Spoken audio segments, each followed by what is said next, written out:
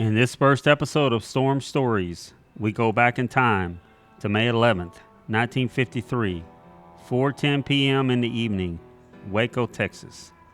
An extremely powerful and violent tornado with wind speeds exceeding 260 miles per hour has touched down near Lorena, south of Waco. The tornado churned northward, growing wider and more intense as it moved toward downtown Waco. By the time it reached the city, the tornado was a half-mile wide, with winds so fierce they destroyed nearly every structure in its path. Within minutes, the tornado struck the heart of Waco's business district, where it obliterated entire blocks of buildings, shattered storefronts, and collapsed walls. The storm hit Waco's bustling downtown area at a time whenever stores were still open and the streets were crowded with shoppers and workers. The tornado's sudden arrival caught many people off guard, with little time to seek shelter. The storm demolished many of Waco's historic buildings, including the RT Dentist furniture store, where the building collapsed under its weight, trapping and killing more than 30 people inside. Many of these older buildings were constructed before modern engineering standards, and they crumbled quickly under the tornado's intense force. Rescue workers and volunteers arrived to find a scene of utter devastation. Buildings were reduced to rubble, cars were crushed, and debris were strewn across the streets. Rescue efforts were hampered by the unstable debris and the threat of additional storms, as more severe weather was predicted later in the evening. In some areas, gas lines ruptured, causing fires amid the wreckage.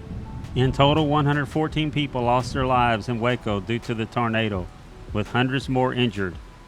Many of the victims were found in basements or lower floors of collapsed buildings, where they had taken shelter in a desperate attempt to survive. Hospitals were overwhelmed by the sheer number of injuries, and makeshift triages were set up around the city. Now let's dive into some of the survivor stories.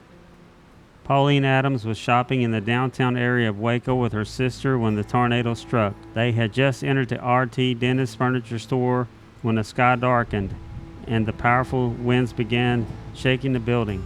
Pauline remembered hearing a loud roar like 1,000 trains. She described the terrifying sensation of being buried alive under tons of debris after the building collapsed.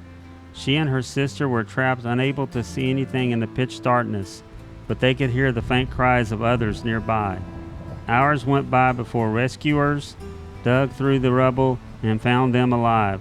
Pauline recalls being pulled out with only minor injuries, feeling lucky to have survived. Joe and Betty Brown were newlyweds living in Waco when the tornado struck. They had taken shelter in their basement, feeling the floor above them shake violently. Joe described holding on to Betty as the storm seemed to tear their home apart from the inside out. After the tornado passed, they emerged from their shelter to find their neighborhood unrecognizable, and many homes in their community were completely destroyed. The Browns were unhurt, but many of their friends were injured or killed. Joe would later say that he never seen anything like it and never wanted to see it again. Another survivor, James Donahue, a 16-year-old high school student, was downtown near the Plaza Theater when the tornado hit. He remembered looking up and seeing the sky turn an eerie green color just moments before the funnel cloud formed. The sound of the tornado haunted him for years, a loud, horrifying roar that grew louder as it neared.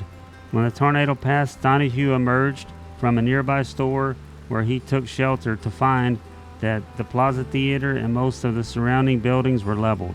His account included vivid details of the stunning silence over the area after the storm, broken only by the cries for help from those trapped in the rubble. Another survivor, Elizabeth McCormick, a nurse at Hillcrest Baptist Medical Center at the time of the tornado, described the chaos at the hospital as it became overwhelmed with injured residents.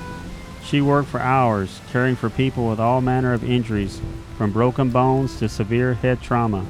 She recalled the bravery of her colleagues who worked tirelessly despite their exhaustion and shock. One image that stuck with her was that of a fellow nurse holding the hand of a young child who lost both parents in the tornado. Another survivor was Ray Sanders, a firefighter in Waco and one of the first responders to the scene after the tornado passed through.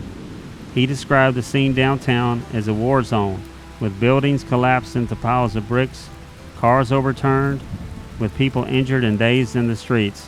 Sanders and his crew worked through the night, digging through the debris with their bare hands to pull out survivors.